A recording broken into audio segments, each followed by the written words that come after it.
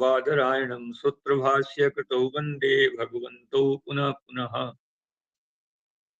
ईश्वरो गुरुरात्मेति मूर्तिभेद विभागिने व्योमवद्व्याप्त देहाय दक्षिणामूर्तये नमः। ओम शांति शांति शांति। तो पहले इन्होंने श्रुति लिंग वाक प्रकरण स्थान समाख्या समवाय पार दौर्बल्यम अर्थ विप्रकर्षात इस बलाबल अधिकरण में जो आए हुए हैं उनको उसकी व्याख्या की, श्रुति की, लिंग की, वाक की, प्रकरण। तो बलवान कौन होता है? जो बलवान होता है वो कार्य करता है। अंग बनाना हो या अन्य कोई कार्य करना हो, अंग बनाना है तो कई किसको अंग मान के बनाया जाए? तो जो बलवान होगा उसको मान करके अंग बनाया जाए, अंग अंगी भाव भी बनाया जाता है। अथवा अन्य कोई कार्य करना हो तो जो बलवान होगा उसको मान करके अन्य कोई कार्य भी किया जाता है। जिसे अंग अंगी भाव कार्य करते हैं वैसे अन्य कार्य भी करते हैं। तो यहाँ पर जो आपके सामने श्रुति और वाक्य के विरोध में वाक्य के दुर्बलता का उदाहरण दिखाया। ठीक है कि श्रुति और वाक्य में विरोध होने पर कौन दुर्बल होगा? वाक्य प्रमाण दुर्बल होगा। वहां तो क्रम से दिखा दिया, श्रुति लिंग वाक्य प्रकरण स्थान समाख्या, ये दिखाया।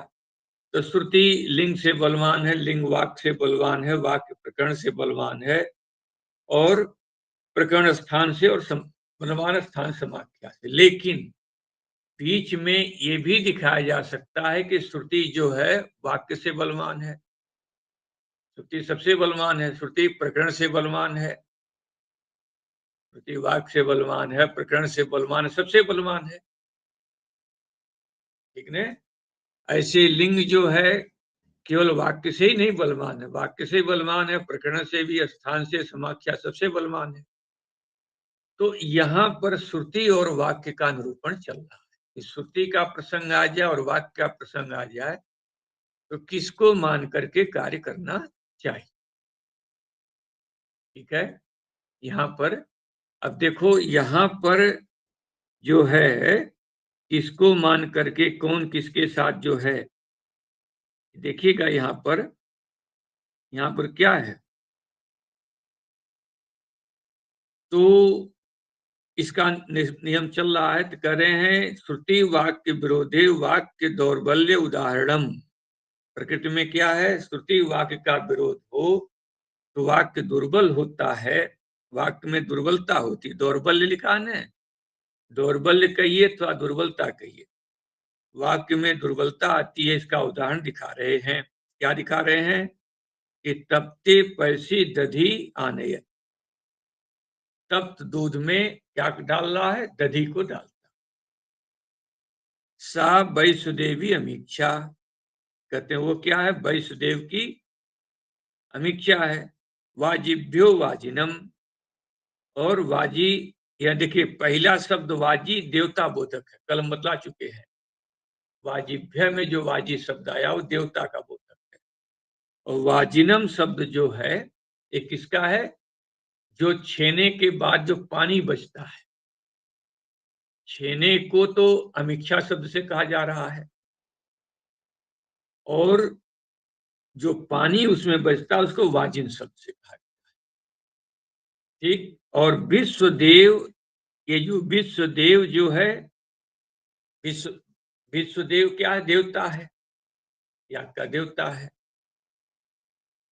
ठीक, तो समीक्षा विश्वदेव से, विश्वदेव शब्द से क्या है कि सा अस्य देवता, ये सूत्र है ना, सा से देवता, इस अर्थ में क्या कर दिया गया? अनपट्ट कर दिया गया। विश्व देवा यस्या सा वैसुदेवी। तो यहां पर क्या हुआ कि तप्त दूध में जब दही डालते हैं तो जो उससे छेना बचता उसको हम इच्छा कह देते हैं। वो किसके लिए है? विश्वदेव संबंधी, विश्वदेव के निमित्त। उसका देवता कौन है? विश्वदेव। और वाजिभ्यो वाजिनम, जो वाजी देवता है उसके लिए कौन है? वाजिन है। ये यहां पर कहा गया। ठीक है जी। अच्छा, अब ये प्रसंग आ गया। अब उसको लेकर के यहाँ विचार चल रहा है कि ये जो वाजिन शब्द अंतिम में आया है, ये वाजी किसका अंग बना है? विश्वदेव का अंग बने। ये विश्वदेव का अंगत्वम वाजिने से किम विश्वदेव अंगत्वम किम वा वाजी संज्ञक देवता अंगत्वम। कहते हैं विश्वदेव का अंग है अथवा वाजी संज्ञक जो देवता है उसका अंग है, माने किसके निमित्त से इसका प्रयोग किया जाए। तो ये संशय होने पर ठीक पूर्व पक्षी कह रहा है कि वाजम माने होता है अन्नम। वाजम मतलब अन्नम, वाज का अर्थ होता है अन्न, तो अमीक्षा भी अन्न है, वाज भी अन्न है। ठीक, तो वाजम माने अन्नम माने अमीक्षा, तद एसाम अस्ति, वह अन्न है जिसका। ठीक है, आपने जो अर्थ किया है कि वाजिभ्यो वाजिनम, तो कहते हैं वाजी देवता के लिए वाजिनम शब्द आया ना वहां पर, वाजिभ्यो वाजिनम। तो वाजिनम में ये कह रहे हैं वाजम माने अन्नम माने मिक्षा, तद ऐसाम अस्ति, वो जिसका है। ये समवाय अस्यास्ति मतुब से इन हो जाता है, समवाइन बनता है ना, हो जाएगा समवाई। तो कहते हैं ऐसे ही वाज है अन्न मिक्षा, तद ऐसाम अस्ति की उत्पत्ति से वाजी पद जो है बस विश्वदेव परक हो जाएगा। वाजी पद कैसे हो जाएगा? वाजी का व्युत्पत्ति करके विश्वदेव अर्थ लिया जाएगा। ध्यान रखिएगा, पहले इसमें संशय वाक्य कल आपको बतलाया गया था। अमीक्षा जो है किसके लिए मानी जाए और वाजी किसके लिए माना जाए। तो वहां पर कहा गया कि वाजी अमीक्षा जो है विश्वदेव, सिद्धांत पक्ष में स्पष्ट है कि विश्वदेव के लिए वाजी है, वाजिन है नहीं, विश्वदेव के लिए अमीक्षा है और वाजी के लिए, देवता के लिए क्या है वहां पर? वाजी देवता के निमित्त से वाजिन द्रव्य जो पानी है। अब यहाँ पूर्व पक्ष शुरू हुआ कि वाज का अर्थ भाई अन्न होता है, और अन्न माने अन्न का अन्न जो अमीक्षा भी एक अन्न है, वो भी खाई जाती है। तो वह जिसके लिए हो उसे बाजी कहते हैं। ऐसी व्युत्पत्ति से क्या हो जाएगा? वाजी शब्द का अर्थ भी विश्वदेव हो जाता है। जो वाजिन शब्द लिखा है और वाजी शब्द लिखा, दो शब्द लिखे उस पुस्तक में। तो आपने सिद्धांती ये कह रहे हैं कि विश्वदेव के लिए अमीक्षा, और वाजिन जो है किसके लिए? वाजी के लिए है। ठीक है ना? तो पूर्व पक्षी कह रहा वाजी माने भी विश्वदेव निकल जाएगा। क्यों? कि वाजी शब्द का वाज माने होता है अन्न। ठीक है, वाज माने क्या होता है? अन्न होता है। वाज शब्द का जब अर्थ हो जाएगा अन्न, और अन्न हो अमीक्षा, वह है जिसके लिए, उसे कहेंगे वाजी। इस बत्ती से वाजी शब्द का अर्थ विश्वदेव हो जाएगा, अथ वाजिभ्यो वाजिनम। इस वाक्य प्रमाण से वाजिन द्रव्य किसके लिए हो जाएगा? विश्वदेव का अंग बन जाना चाहिए। वाजिन में झगड़ा नहीं है, ख्याल रखना। वाजिन शब्द है एक वाजी शब्द है, तो वाजिन तो वो पानी है, उसमें तो कोई झगड़ा ही नहीं है। जैसे आपने कहा माना क्या है? पूर्व पक्षी के अनुसार क्या बन रहा है कि अमीक्षा, आपने कहा अमीक्षा किसके लिए भाई? विश्वदेव के लिए।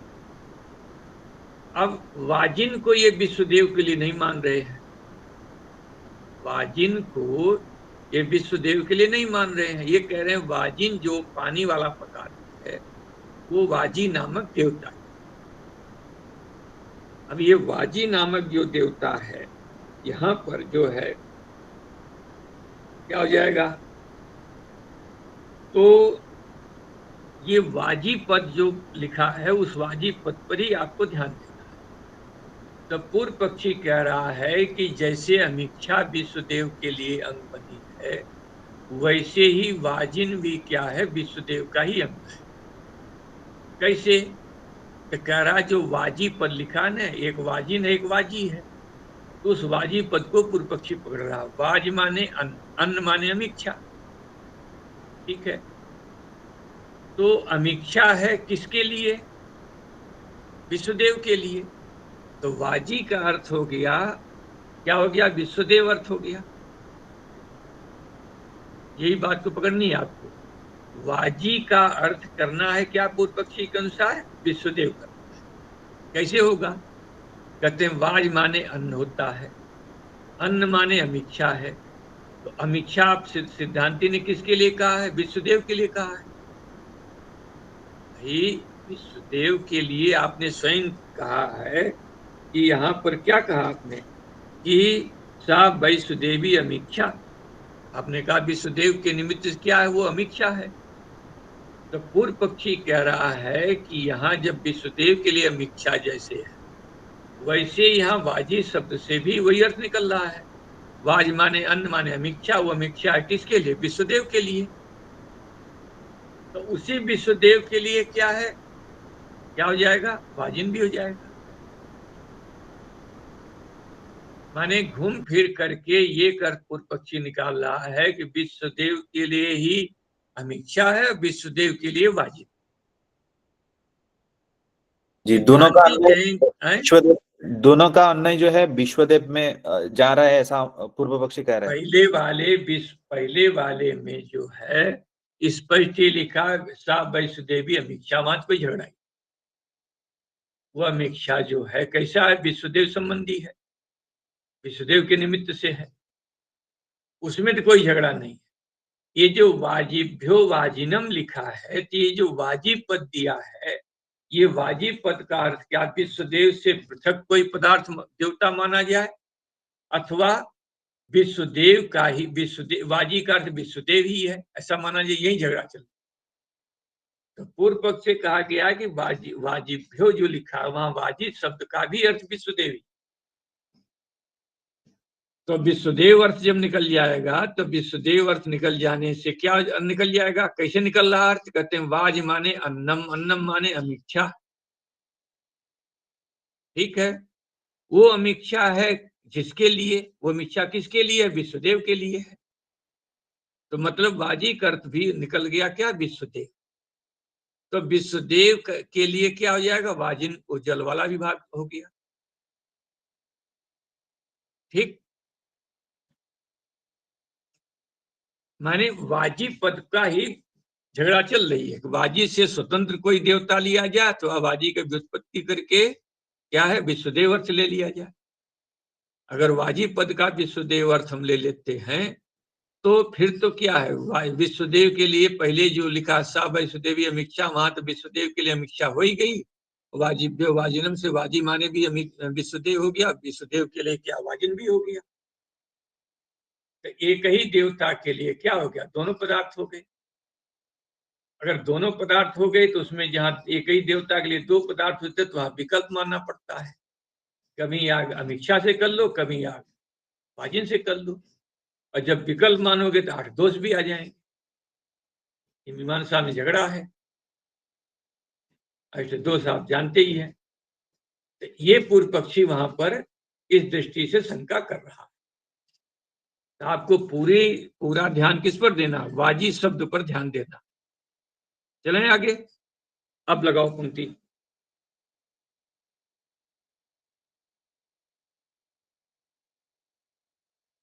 तो उसी रहे हैं कि तप्ते पैसी दधी आनयति सा वैष्णदेवी अमीक्षा। तप्त पय में दधी को डालता है, उसके बाद सा वो क्या है? अमीक्षा। किसके लिए? वैष्णदेवी।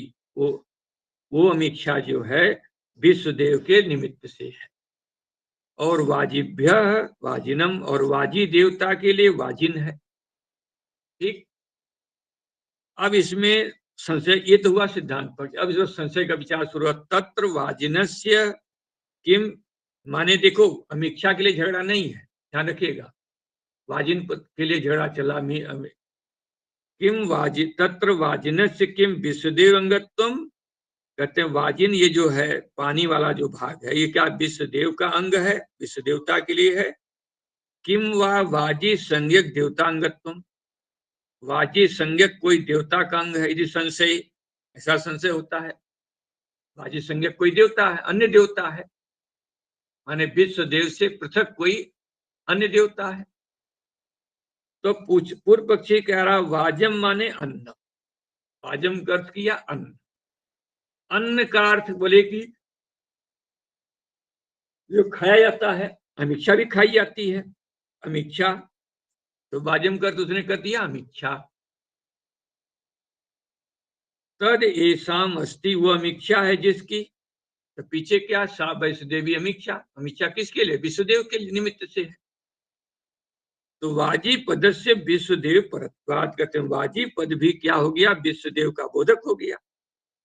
इसीलिए वाजिभ्यो वाजिनम इति वाक्यात, कहते हैं वाजिभ्यो वाजिनम, इस वाक्य प्रमाण से वाजिनस्य विश्वदेवता अंगत्वम औगम्यते। वाजिन जो है, जो पानी वाला भाग है, वो विश्व देवता का अंग उसमें है, माने विश्व देवता उस पानी वाले भाग से विश्व देवता के लिए याग किया जाना चाहिए। ठीक है, ये हुआ पूर्व पक्षी। अब अगर सिद्धांती ये कहें कि भाई पहले विश्वदेव के लिए अमीक्षा कही जा चुकी है, अब तुम फिर उसी विश्वदेव के लिए क्या कह रहे हो, वाजिन कह रहे हो, पानी वाले भाग को कह रहे हो, तो अमीक्षा के द्वारा इसका बात हो जाएगा, कैसे अंग बनेगा। न च अमीक्षया वाजिन बाधा, कहते हैं अमीक्षा के द्वारा जो पहले विश्वदेव के साथ अमीक्षा का अन्वय हो चुका है, अब पुनः वाजिन जब अन्वय करोगे तो अमीक्षा के द्वारा विश्वदेव का अमीक्षा का वाजिन के द्वारा अमीक्षा के द्वारा वाजिन का बाद हो जाएगा। भाई पहले ही साफ वैष्णदेवी अमीक्षा ये लिखा गया है, तो विश्वदेव के लिए अमीक्षा है ये कहा जा चुका है। अब फिर तुम वाक्य प्रमाण से विश्वदेव के लिए जब वाजिन सिद्ध करोगे तो पहले से जो पदार्थ उपस्थित है अमीक्षा, उसके द्वारा वाजिन का बाद हो जाएगा, पानी वाले भाग का। कहते हैं नच बात है, कहते हैं बाद नहीं होगा।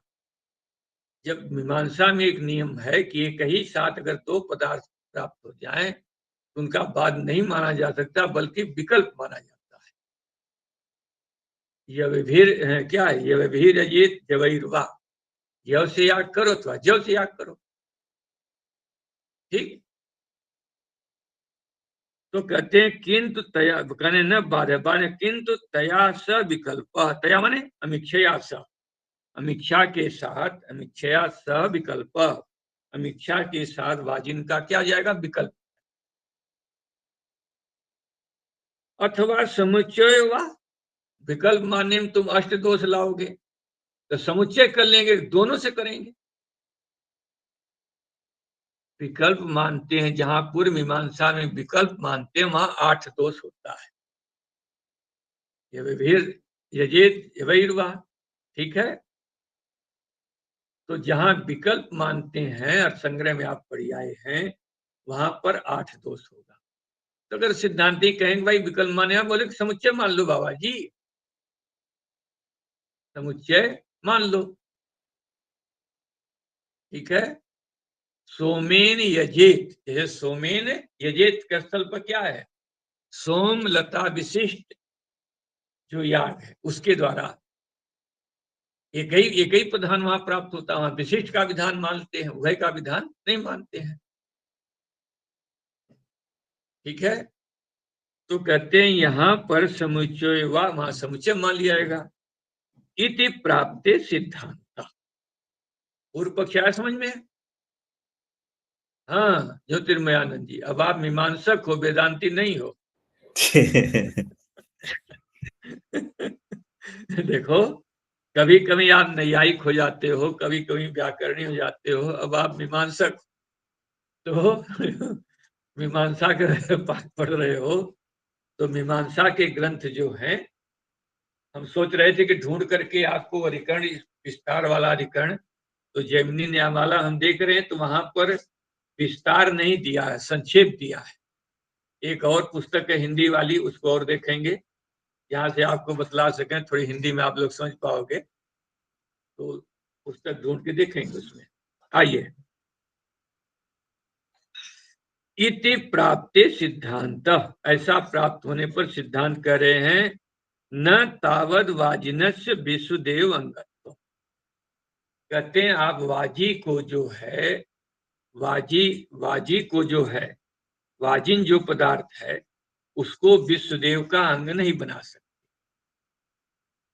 उस पक्षी क्या कर रहा था, वाजी जो देवता का सूचक जो वाजी पद है, उसका अर्थ बदल करके क्या कर दिया, वाजी माने जिसका अमीक्षा, जिसका है देवता, वो कौन जाएगा, विश्वदेव। तो वाजी माने भी विश्वदेव अर्थ निकाल दिया उसने घुमा करके। तो कहते हैं वो विश्वदेव का अंग, वाजी जो है विश्वदेव का अंग नहीं बन सकता। क्यों, वैश्वदेवी इति तद्धिस्तुत्या।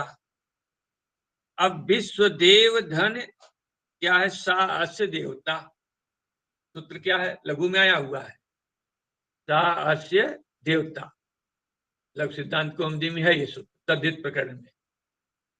तद्धित प्रकरण में ये आपका ये जो सूत्र आपका आया हुआ है, ठीक ने।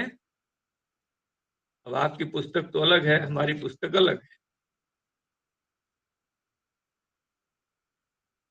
शायद 257 पर होना चाहिए हमारी पुस्तक में। हाँ, तो हमारी पुस्तक में 257 पर है, अथ रक्ताद्यर्थ का, ये जहां शुरू होता है, अथ रक्ताद्यर्थ का, या तेन रंगम रागात, जहां से प्रकरण शुरू होता है, वहां पर जो है 5 और 5 10वां सूत्र है। नौवा है, 7 से देवता। हाँ, नौवां सूत्र है, 7 से देवता। तो यहाँ पर इस अर्थ में जो है सा अस्य देवता ये है, तो कहते हैं प्रथमान देवता से क्या है, अस इस अर्थ में क्या है, अण आदि प्रत्यय होते हैं।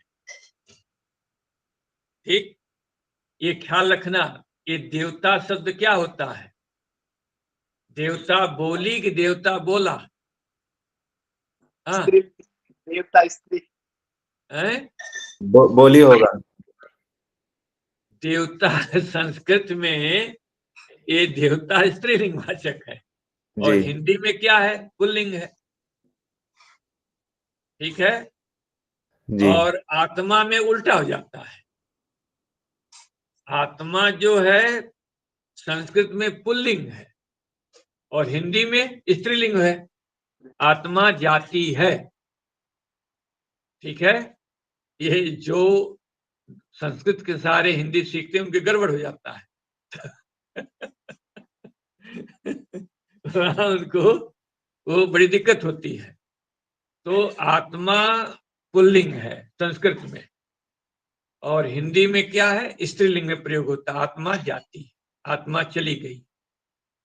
और लेकिन देवता जो है उल्टा है, देवता जो है हिंदी में क्या बोलते हैं, देवता ने कहा, देवता ने बोला, पुल्लिंग प्रयोग करते हैं। और संस्कृत में देवता क्या है, स्त्रीलिंग है, तलंत है नहीं तो यहाँ पर आइए, तो विश्व देवता है, पुल्लिंग के लिए देव आवाज कम आ रही है, क्या बात है, पुल्लिंग के लिए देव शब्द आता है ना,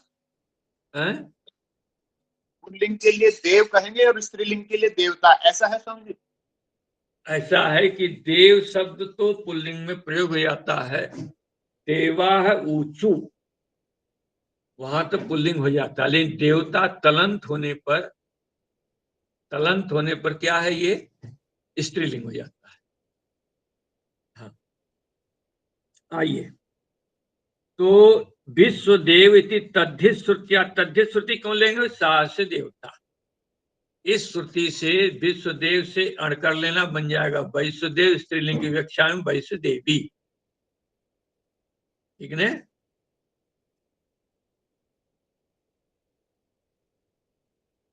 तो कहते हैं इस तद्धित श्रुति से क्या सिद्ध हो रहा? अमीक्षया तेषाम संबंधस्य औचित्यात्, अमीक्षा के साथ तेषाम,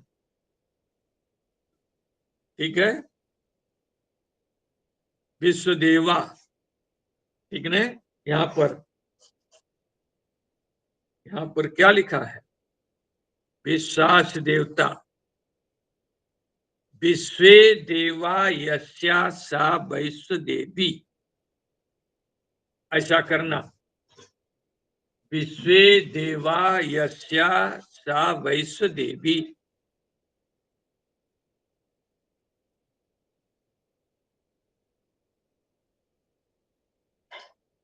तो तेषाम जो बहुवचन है तभी अन्वय हो पाएगा, नहीं गड़बड़ हो जाएगा।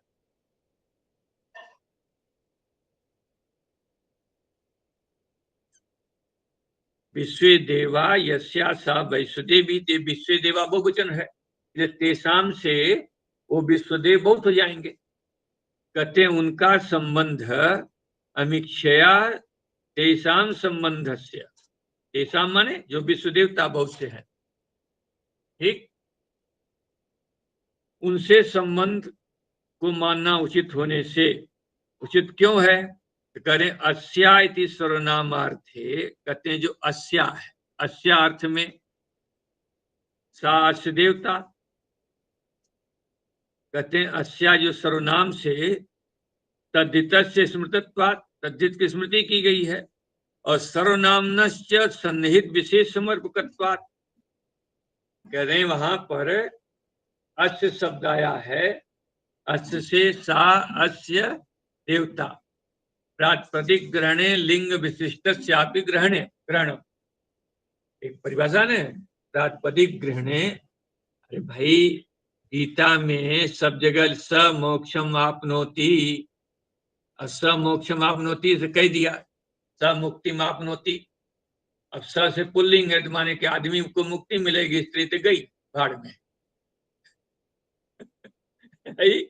स मुक्ति आपनोति यही लिखा है, स तत्पदम प्राप्त होती। अब स से पुल्लिंग है, तो आदमी को तो मुक्ति मिल गई पर लेकिन स्त्री तो गई। तो वहां पर सूत्रकार ने व्याकरणिक परिभाषा लगती है, प्रातिपदिक ग्रहणे लिंग विशिष्टस्यापि ग्रहणम, क्या जहां पुल्लिंग है वहां पर लिंग विशिष्ट माने स्त्रीलिंग को भी पकड़ लेते हैं। प्रातिपदिक ग्रहणे,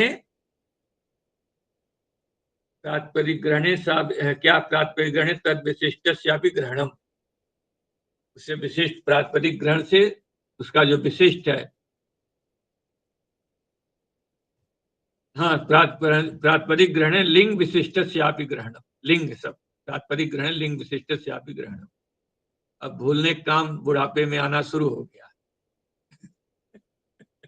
अभी बोल के भूल जाता है, ठीक हुआ। तो कहते हैं वो अस्याय से सर्वनाम से तद्धित होने से, तो कहते हैं वैश्व देवी सर्वनाम है, तो सर्वनाम जो है सामीक्षा, सा वैश्व देवी अमीक्षा, कहते हैं वो किसका ग्रहण करेगा?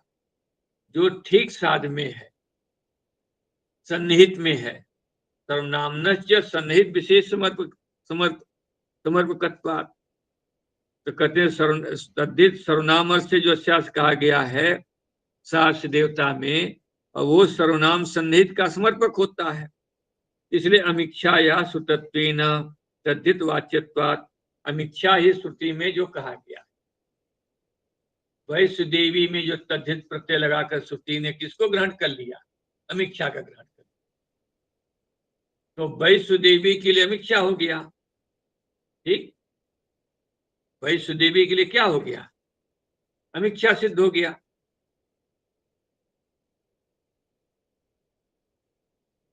अब को श्रुति से पहले क्यों ग्रहण किया गया? तो उसके लिए सूत्र पढ़ देना, श्रुति लिंग वाक पर्ण स्थान समाख्या समवाय पार दौर्बल्यम अर्थ विकर्षा, श्रुति बलवान है, तो श्रुति प्रमाण से अमीक्षा किसका अंग बन गई? विष्णुदेव का, ठीक है।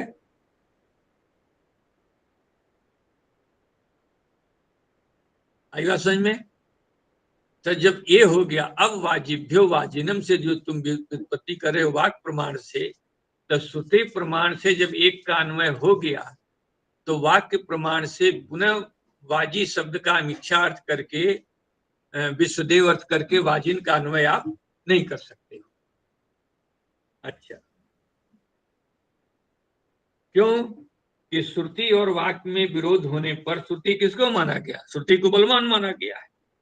तो श्रुति से जब अमीक्षा का विश्वदेव से अन्वय कर दिया तो फिर वाक्य प्रमाण से वाजिन का विश्वदेव के साथ अन्वय नहीं हो सकता है, ये कहा गया है।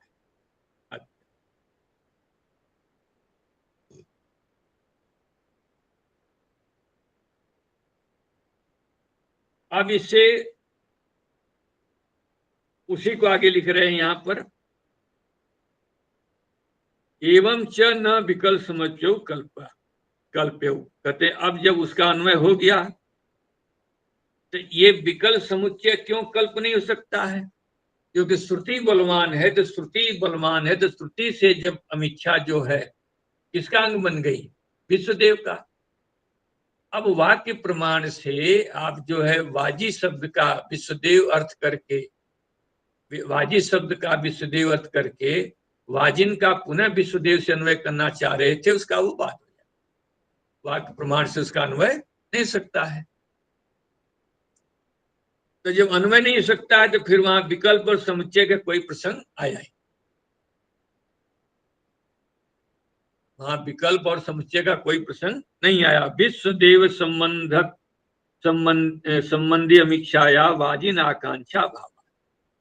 अब ये मूल प्रसंग को अपने सिद्धांत में घटा रहे हैं, जिसके लिए दृष्टांत दिया। यहां तक तो शास्त्रार्थ को बतलाया। अब कह रहे हैं जो मूल पंक्ति में लिखा है कि एतादृश आकांक्षा अभिप्रायण बलाबल अधिकरणे सा वैश्वदेवी अमीक्षा वाजिभ्यो वाजिनम इत्यत्र वैश्वदेव याग समीक्षा अन्वितत्वेन न वाजिन आकांक्षा इत्यादि व्यवहार। इस पंक्ति को टीकाकार ने लिख दिया विश्वदेव संबंधी विश्वदेव संबंध इति अमीक्षाया, विश्वदेव से संबंध जो अमीक्षा का होने से वाजिन आकांक्षा भाव, वाजिन का आकांक्षा नहीं रही। अब इस पंक्ति को मूल के और इसके पंक्ति को मिला करके अर्थ लगाओ। देखो, विश्वदेव से ले क्या हो गया? विश्व देवता के जब अमीक्षा से अन्वय हो गया, अब उस अमीक्षा का अन्वय हो जाने के बाद अब क्या हो गया कि अब उसको अपने अंग की पूर्ति हो गई, अंग की पूर्ति हो गई। अब उसके लिए वाजिन से अन्वय होने की आकांक्षा रही नहीं, वाजिन से आकांक्षा नहीं रही अन्वय की। अतः वाजिन से जब आकांक्षा का अन्वय का अभाव हो गया तो फिर वहां पर आकांक्षा जब नहीं रही तो वाजिन का जो है विश्वदेव के साथ अन्वय नहीं होता है। माने पहले विश्वदेव को आकांक्षा थी कि वो उस किससे वो याग किया जाए, उसकी पूर्ति, उस आकांक्षा की पूर्ति किससे हो गई? सा वैश्वदेवी अमीक्षा इस शब्द से हो गई। ठीक, आकांक्षा की पूर्ति हो गई। अब विश्वदेव की आकांक्षा की अंगंगी भाव की पूर्ति हो जाने पर अब जो प्रसंग आया कि जी वाजिन के साथ विश्वदेव का, बोले अब आकांक्षा ही नहीं है, क्योंकि आकांक्षा जो है अमीक्षा से पूर्ति हो गई है। अतः वहां पर जो है क्या हो जाएगा कि वाजिन का जो है विश्वदेव के साथ पुनः अन्वय नहीं होता है। क्यों? उसमें आकांक्षा ही नहीं रहती। ठीक, इसी के लिए कहे हैं कि विश्वदेव संबंध यहां संबंधवती बनाया है पाठ, संबंधवती लिखा है, संबंध के बाद में वह बना ले। टीका में आखिरी पंक्ति में लिखा ना विश्वदेव संबंधत्व क्या लिखा? तो वहां पर पढ़ते समय हमें पाठ बनवाया, शोधन किया है विश्वदेव संबंध के बाद में वह संबंधवती। इसमें लिखा ने संबंधत्या मिक्सया, वह नहीं है हाँ, यहाँ तो पर। वो रहने दीजिए, संबंध के बाद में आप वह बना लो, फिर अर्थ लग जाएगा। संबंधवती धन अमीक्षा, ये ठीक है। संबंध वाली जो अमीक्षा के द्वारा ही, संबंध हो जाने पर अमीक्षया, विश्वदेव के संबंध वाली जो अमीक्षा है, उस अमीक्षा के द्वारा वाजिन आकांक्षा अभावात, वाजिन की आकांक्षा का अभाव हो जाता है, क्योंकि आकांक्षा की पूर्ति अमीक्षा से ही हो जाती है।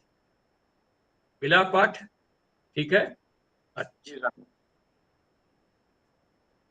पूर्व पक्षी ने कहा, बाबा जी ये बताओ आपने लक्षण क्या बनाया है? आपने आकांक्षा का लक्षण क्या बनाया? आपने लक्षण को भी तो देखो ने, आप जबरदस्ती हमारी बात का खंडन कर दे रहे हो। आपने जो आकांक्षा का लक्षण जो बनाया है उसको देखो, ठीक है। जो आपने आकांक्षा का लक्षण बनाया उसको फिर से पढ़ो। आप जबरदस्ती हमारी बात का खंडन कर दे रहे हो। आपने लिखा है आकांक्षा के लक्षण में परस्पर जिज्ञासा विषय योग्यत्व आकांक्षा,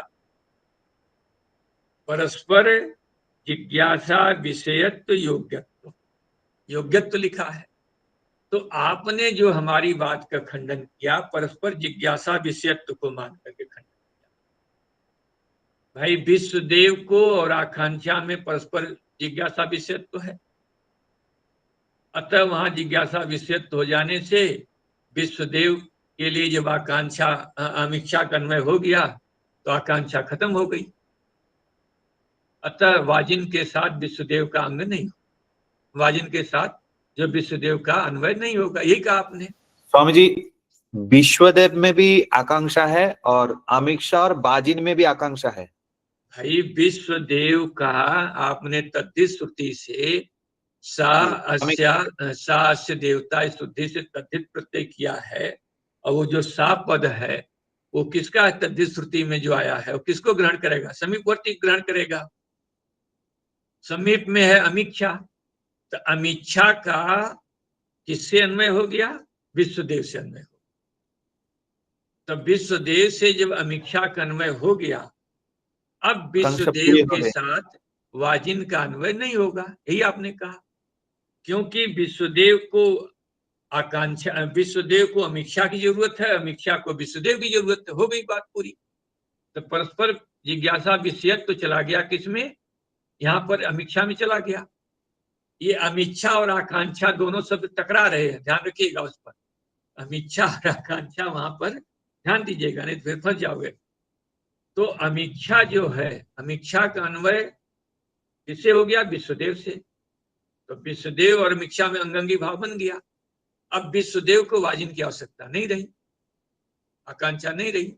तो वाजिन में और विश्वदेव में परस्पर जिज्ञासा विषयत्व रूप आकांक्षा नहीं रही। ठीक यही कहा ना आपने। लेकिन बाबा जी आप पूरे अपने परिभाषा को नहीं देखा। आपने परिभाषा बनाई है आकांक्षा की, परस्पर जिज्ञासा विषय योग्यत्व आकांक्षा,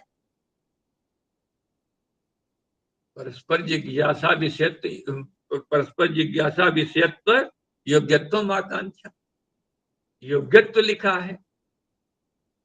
तो वाजिन में अन्वय की योग्यता तो है ही। भाई आकांक्षा जो है, आपका जो लक्षण बनाया है उसमें अमीक्षा में और विश्वदेव में तो अन्वय हो गया, परस्पर जिज्ञासा, परस्पर जिज्ञासा विषयत्व भी योग्यत्व भी, ठीक है मान लिया। लेकिन योग्यत्व तो आपने कहा है ना, योग्यत्व पद भी दे रखा है। तो आप ये बतलाओ वाजिन में योग्यता है कि नहीं अन्वय होने? कोई योग्यता नहीं है। अगर योग्यता नहीं है तो फिर वाजिन जो वाजी के साथ भी अन्वय नहीं हो पाएगा। जो आपने वाजी शब्द को, वाजिन जो पानी वाला भाग है उसको वाजी देवता के साथ अन्वय कर रहे हो। अगर कहो कि वाजिन में योग्यता ही नहीं है तो वाजिन जो है वाजिद नामक देवता के लिए भी अन्वय नहीं हो पाएगा। और योग्यता है, योग्यता है, योग्यता है तो विश्वदेव के साथ भी इसकी योग्यता बनेगी, क्यों नहीं अन्वय हो? शंका समझ रहे हैं ना मेरी बात को? अगर जी। योग्यता नहीं है, वाजिन में योग्यता नहीं है, तब वो किसी देवता के साथ अन्वय नहीं, किसी का अंग नहीं। तो वाजी नामक देवता का भी वो अंग नहीं बनेगा। और कहो कि योग्यता है तो वाजी के साथ भी उसका अन्वय होगा और विश्वदेव के साथ भी अन्वय होगा। जैसे अरण्यस्थ जंगली जो दंड है उसमें घट बनाने की योग्यता है, तो वो आकर के घट बना सकता है। घट के साथ उसमें घट में जो है वो निमित्त कारण बन सकता है, योग्यता तो है ही उसमें। ऐसे ही जब इसमें अन्वय है तो अन्वय की योग्यता मानते हो कि नहीं मानते हो? तो परस्पर जिज्ञासा विषय योग्यत्व तो है, तो योग्यत्व इसमें भी आकांक्षा है। तो जब आकांक्षा तो इसके साथ आप कह रहे हो कि आकांक्षा भी रहा, आपने अभी शब्द कहा कि उसमें आकांक्षा नहीं होने से, वाजिन में आकांक्षा नहीं होने से उसका विश्वदेव के साथ अन्वय नहीं होता, ही आपने कहा है। और उसमें योग्यता की आकांक्षा है, योग्यत्व रूप आकांक्षा बैठी है। अतः आकांक्षा के विरह के कारण से वाजिन का विश्वदेव के साथ अन्वय नहीं हो सकता है, ये कहना आपका गलत है। बात समझिएगा। आपने कहा कि उसमें आकांक्षा नहीं है, वाजिन में आकांक्षा नहीं है, क्योंकि आपका शब्द यही है कि आपके वाजिन में आकांक्षा है स्वामी जी, आकांक्षा भी वाजिन है। में पूर्व पक्षी कह रहा, आपने देखो पृष्ठ देखो 143 की आखिरी पंक्ति टीका का कि विश्वदेव संबंधवती अमीक्षया वाजिन आकांक्षा भाव। कहते हैं वाजिन में आकांक्षा का भाव, जब विश्वदेव से संबंधित जो अमीक्षा है उसी से आकांक्षा की पूरी हो गई, तो फिर वाजिन में आकांक्षा का भाव हो जाने से वाजिन का विश्वदेव के साथ अन्वय नहीं हो रहा है। ये बात इस पर पूर्व पक्षी बोल रहा है कि वाजिन में आकांक्षा कैसे नहीं है। भाई आप कैसे कह रहे हो कि वाजिन में आकांक्षा नहीं? वाजिन में आकांक्षा है। क्यों आकांक्षा है? कहते हैं आपने बनाया परस्पर जिज्ञासा विषय योग्यत्व आकांक्षा, उसमें अन्वय करने की योग्यता है, ठीक है। यदि कहो कि नहीं योग्यता है ही नहीं, यदि कह दो कि वाजिन में आकांक्षा की योग्यता नहीं है, परस्पर अन्वय होने की योग्यता नहीं है, तो फिर वाजिन जो है वाजी देवता के साथ भी अन्वय नहीं हो पाए। ये पूर्व पक्षी का भाव है। इस भाव से शंका आगे उठाई जा रही। हाँ पंक्ति लगनी चाहिए जी।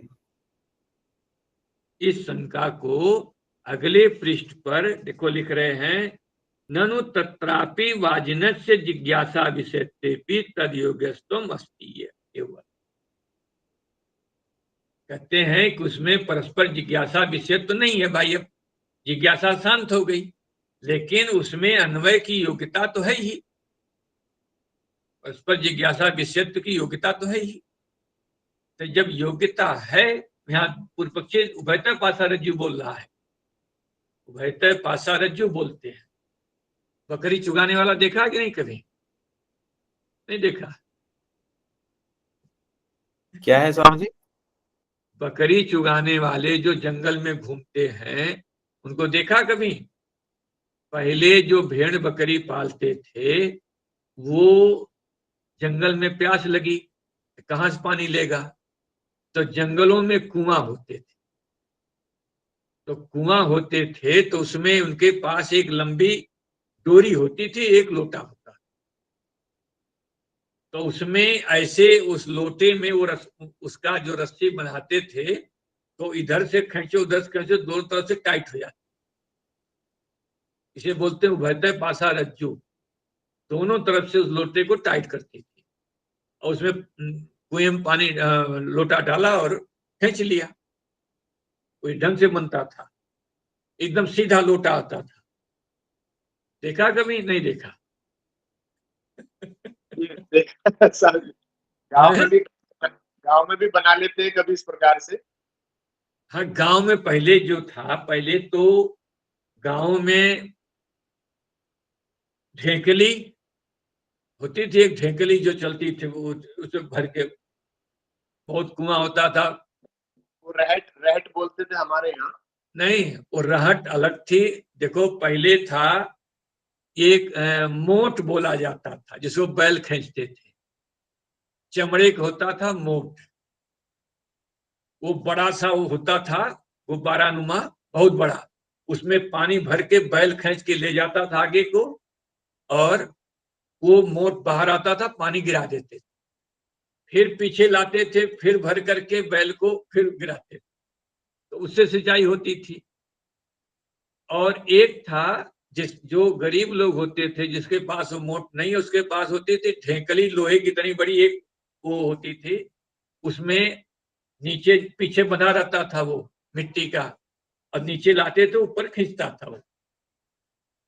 एक पानी वो है। तीसरे नंबर में जब आविष्कार हुआ तो रहट चली। तीसरे नंबर पर रहट, फिर चौथे नंबर पर ट्यूबवेल, पानी वाला। ठीक है। उस पर भी और विस्तार हुआ तो समर्सियल पंप अब चल गए, घर घर में चल पड़े कि बटन दबाओ, पानी ऊपर। ये चला है।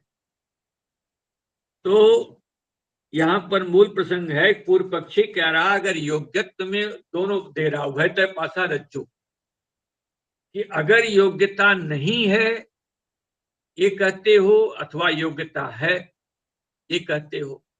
अगर योग्यता है अन्वय की, तो उसका अन्वय विश्वदेव के साथ भी हो सकता है। जैसे जंगल में रहने वाला जो दंड है, उस दंड में योग्यता है तो उससे घट बन सकता है, नहीं है तो नहीं बन सकता है। ऐसे ही अगर इसमें योग्यता है, अन्वय की योग्यता, परस्पर जिज्ञासा विषय योग्यत्व है, योग्यता है, तो ये विश्वदेव के साथ अन्वय हो सकता है। क्योंकि योग्यता ही नहीं है, योग्यता जिसमें नहीं रहेगी तो किसी के साथ अन्वय नहीं होगा, बाजी देवता के साथ भी अन्वय नहीं होगा। ये शंका उठाई जा रही है। वही लिखा, ननु तत्रापि वाजिनस्य जिज्ञासा विषय भी, कहते हैं तत्ता तपते पैसी। ठीक है, कहते हैं वैसा जो है, कहते हैं कि वहां उस स्थल पर, कहते हैं वाजिन में जो है जिज्ञासा का विषय नहीं रहा। विश्वदेव के साथ आपने कहा आकांक्षा का अन्वय हो गया, अब जो वाजी के साथ जो है उसमें आकांक्षा नहीं रही, यही आपने कहा। कहते हैं जिज्ञासा का विषयत्व तो हम मान सकते हैं, जिज्ञासा विषयत्व नहीं रहा, इतना तो हम माने, परस्पर जिज्ञासा विषयत्व नहीं रहा। कहते हैं जिज्ञासा विषयत्व भी तद योग्यत्व अस्ति, लेकिन उसमें जिज्ञासा विषयत्व की योग्यता तो है ही, और जब योग्यता है तो फिर अन्वय हो जाएगा। फिर दौड़ के कहां जाएगा?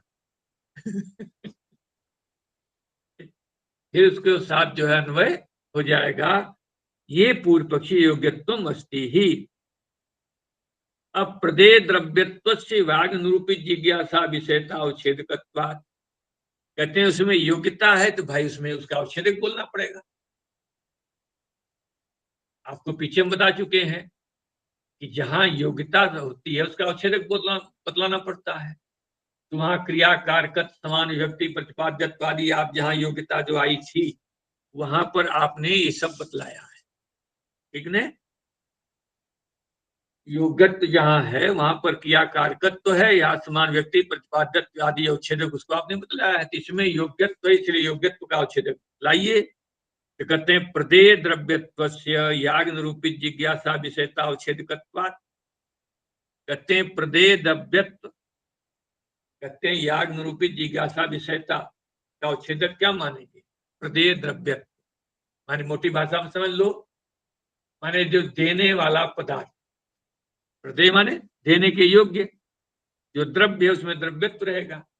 तो अमीच्छा का भी हवन होता है, वाजिन का भी हवन होता है, तो दोनों में प्रदेय द्रव्यत्व है, अवच्छेदक बैठा है। तो जब अवच्छेदक है तो उसमें योग्यता है ही, और योग्यता होने से क्या मान लेना पड़ेगा कि जब योग्यता है तो उसका भी अन्वय पुनः वहां पर आप जो कहे निराकांक्ष है उसमें आकांक्षा नहीं है, इसलिए उसका अन्वय नहीं हो सकता है, ऐसा जो कथन पीछे आपने किया था उस कथन का खंडन। अब इसको कल फिर बतलाएंगे। देखिए ये जो प्रसंग है 2 पन्ने है, ये प्रसंग आगे 2 पेज है मीमांसा, उसके बाद फिर सरल है। तो ये दोनों पन्ने पर जहां जहां आपको समझ में नहीं आए उसको निशान लगाकर पहले पूछो और फिर पूछ करके फिर आगे चला, ठीक ना। तो मीमांसा आजकल लोग पढ़ते कम है, इसलिए मामला गड़बड़ होता है, इसलिए आप देख लीजिएगा ग्रंथ। ओम पूर्णमदः पूर्णमिदं पूर्णात् पूर्णमुदच्यते पूर्णस्य पूर्णमादाय पूर्णमेवावशिष्यते। ओम